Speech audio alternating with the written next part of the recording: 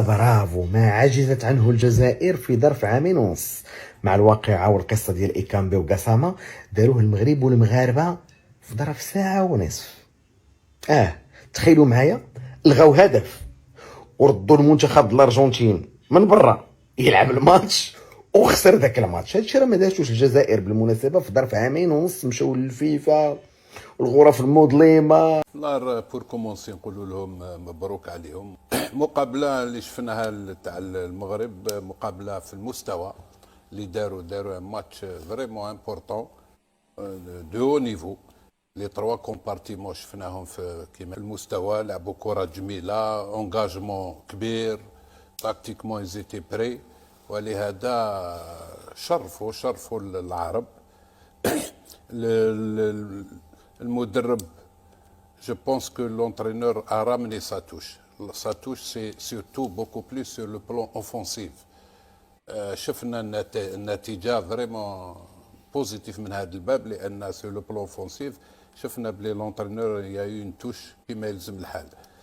لي شونجمون دار دو شونجمون، يا يو دو بوت. نظن الفيدرالية تاع المروك دارت التغيير، جابت النتيجة. كي نغيروا المدرب جابت النتيجة. حضر اللاعبين جيدا من الناحية الفنية، خاصة من الناحية التكتيكية، كذلك أثناء المقابلة لأنه قرأ مليح المقابلة. أولا بعد قبل تسجيل الهدف ما كانت المواجهة 0-0، ثانيا بعد تسجيل الهدف الأول لما كان رابح 1-0 طب يعرف كيف يتعامل، وخرج من 4-3-3 رجع إلى 5 تقريبا 4-1 بوجود منتخب مغربي نظم يسير نحو تأهل دور ثاني. المنتخب المغربي ما يحسب ليه اولا هو يعرف كيفاش يسير المباريات، يعرف على التحضير البسيكولوجي الجيد لهذا النوع من المباريات. كذلك نقطة أخرى يعرف كيفاش يسير المباراة، لأنه في الشوط الأول تحتشم، إلا أنه نقولوا أنه هذاك الريتم فرضوا عليه كذلك المنتخب المغربي اللي يعرف عنده اكتسب هذيك الشخصية كيفاش يسير هذا النوع من المباريات، لأنك لم تحضر جيدا لهذا المباراة وتعرف كيفاش تسير مباراة أمام منتخب بلجيكا. القوة كما قلت لك تاع المنتخب المغربي والدور الكبير للمدرب اللي يعرف متى يخفض الريتم، متى المنتخب يزيد يصعد من الريتم كما شفنا في الشوط الثاني، وكيفاش يحافظ على هذاك النسق حتى وهو فايز بهدف ل0، كيفاش يبحث على هدف ثاني. نقطة أخرى ميدو أنه لو نقارنوا بين التغييرات اللي جراها ليست نفسها، لذلك لمسة أخرى تحتسب له، وليس المدربين ليسوا مطالبين هذا النوع من المدربين حتى يثبت نفسه. ليس المنتخب المغربي في نفس اليوم ميدو هنا انه ما يحسب له انه دولي سابق في المنتخب المغربي، اشتغل كمساعد مدرب في المغرب، عنده كل المواصفات اللي سمحت له اليوم انه يكون في العارضه الفنيه للمنتخب المغربي. في ظرف 3 أشهر فقط جرى بعض التغييرات على التشكيله. قلت لك انه ليس مطالب انه يغير النهج التكتيكي، ولكن يعرف حتى كيفاش يغير اللاعبين، يغير روح المجموعه، يغير اللاعبين خاصه في المباراه.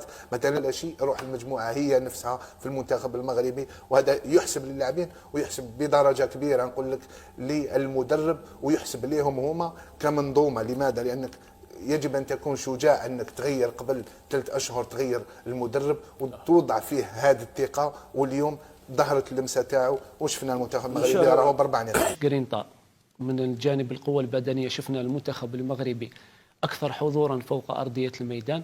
من الناحية التقنية الفريق المغربي محمد كان يفعل ما يشاء فوق أرضية الميدان. شفنا يعني لاعب حتى في الهدف الأول كانت غلطة، يعني وين اللاعب كان يعني يريد كان حاب يكوفري الكرة محمد في التماس، وين اللاعب كان متفطن المنتخب المغربي اداها له راح يعني مرر الكرة على الطبق لزميله محمد. كانت فيه ضربة جزاء ايضا مشكوك فيها لم يصفرها الحكم. كانت فيه ضربة جزاء محمد، انا نشوف باللي قاس رجل اللاعب، لو يعني اعطوا لهم هذيك ضربة الجزاء كان هناك الفار، كان قادر الحكم يروح للفار يتاكد من احقية هذه الضربة، لكن ما راحش للفار، هو يعني ادرى بشؤونه. لكن كي نجي نشوفوا على العموم ونشوفوا محمد مدرب المنتخب المغربي هو لاعب اللي لعب كأس العالم، لعب كأس العالم. نشوفوا هنا المدربين محمد مدربين في مستوى مثل هذا، لكن لازم يكونوا مدربين اللي لعبوا كرة قدم محمد ولعبوا كرة قدم في مستوى عالي. لماذا نقولوا عليهم رياضي النخبة؟ لما تكون محمد رياضي نخبة في اي مجال في الرياضه، كره القدم، اسمح لي محمد، كره القدم او اي رياضه لازم محمد يكونوا على رأس، لازم يكونوا على رأس هذه الفرق، لأنك يكون لاعب بلعب محمد ولعب في مستوى عالي، هذا شيء جد مهم بالنسبة لاعبين. واحد اللي عاش محمد المستوى العالي ليس واحد اللي ما عاش المستوى العالي. نعم. عامل مقابلات، انت انسان مقبول من المغاربه، انا يا ريت واحد كيما انت عندك انت الناس كيسمعوك المغاربه، يا ريت تفتح. علاش انت ما تكونش ايجابي؟ علاش ما نستغلوش المنصه ديالك مثلا باش تكون مصالحه؟ علاش ما نستغلوش المنصه ديالك باش تكون محبه؟ علاش انا مستعد يا اخي، انا مستعد. اذا في واحد منكم عنده مشاكل مع زوجته يجوز نعمل نصلح بينكم عادي. على زوجته، شفت انت على الزوجات. شوف انا كنقول لك ما كنحكيش على الموضوع هذا، انت انسان مؤثر، انت انسان يحبوك المغاربه. مؤثر يا اخي، لكن هذه قضايا دول، ايش اصلح بينك؟ اعمل لك مصالحه بين من ومن. بالي تمام. علاش انت دائما تكون في الجانب المغربي وما تكونش في الجانب الجزائري؟ علاش مثلا؟ لاني وطني المغرب وطن. يا اخي انا نعرف المغرب احسن منك يا رجل، شو تحكي عن المغرب؟ ولكنك لا تنصفها، انت لا تقف معها موقف رجولي. اقسم بالله اموت يا اخي في نفسيتك الجميله يا مو، قسما بالله ان انا احبك. بارك الله فيك، الله يحفظك. اول حاجه الله يحفظك ويحفظ والسلام للجميع. بالله عليك واحد صاحب منصه ويقول لك انا ويكذب باش يدخل فلوس، وانت جايب لنا فيديوهات من قنوات خاصه وتقول لنا راه يقولوا على المغرب. لا رجاء احترم نفسك باش نحترمك رجاء. مالك في التعزيه اخر تعزيه، حط الحجر حاضر اوكي لو سمحت اخر تعزيه اللي كانت الام الملك الله يرحمها، الجزائر خاطبت جلاله الملك محمد السادس، صح ولا لا؟ ايه لا جاوبني، صح ولا انا ايوه اول واحد قالت جلاله محمد السادس ملك المغرب. ايوه كيفاش انت كتقول لنا فيديوهات كيقولوا كيسبوا؟ هذه معناته هذه الجهه الرسميه كتقول جلاله الملك، وقنوات خاصه تقول لك كلمه حاجه اخرى. ايش رايك في هذا الموضوع؟ اسالهم هم.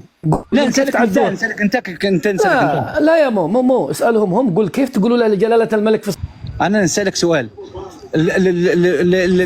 لماذا تسالني انا؟ اسالهم هم. انت اسمعني الكلام الرسمي. انا سمعت في القنوات في وزاره الخارجيه الجزائريه تعزيه لجلاله محمد السادس. لا خليك معي. وهذه النقطه بين قوسين، جلاله محمد السادس حفظه الله. ايوه صح ولا لا؟ ايوه معناته مصالح. لا ما فهمتكش. تمام نعاود لك. واحد صاحب تيك توك، غير تيك توك، تخيل واحد عنده قناه رسميه، عنده 70 ولا 80 موظف، لازم يوكلهم ويشربهم ويخلصهم، صح ولا لا؟ ايوه صح ولا انا غلط؟ هل ضروري يعمل اي حاجه يعملها باش يدخل فلوس؟ هذه عادي. انا محتوى، قصدك محتوى باش يدخل فلوس. ايوه صح ولا لا؟ معناته انا انسان امن بوزاره الخارجيه الجزائريه. تعزيه للام الملك محمد السادس الله يرحمه، لجلاله محمد السادس. انا هذا واش نفهم؟ انا نفهم واش تقول وزاره الخارجيه. ايوه هيا دقيقه. طيب تسمح لي خلينا نتناقش. قول لي لا نقطه نظام. تفضل احكي لي. نقطه نظام. تفضل. انت هكذا، انت شوف انت معك عينين هكذا، تفتحها متى ما تشاء، هذه تشوف فيها اللي تريد وهذه تغطيها عما لا تريد. يعني انت الان شفت الجانب الرسمي، وزاره الخارجيه الجزائريه الرسمي عزت. وعندما انا لا ما نحكي على عزت. لحظه. انت الان ستعرف ماذا اقول لك. دقيقه وانا احرجتك يومها احراجا شديدا كبيرا جدا. وعندما ما تحكي لعائلتي رجاء. لا لحظه والله ما تمر. ولكن ما تحكي لعائلتي شخصيا رجاء. ابدا عائلتك على راسي يا اخي. ما الله يحفظك. لا في العموم انا ساتكلم في العموم. انك تؤمن ببعض الجوانب الرسميه وتكفر ببعضها.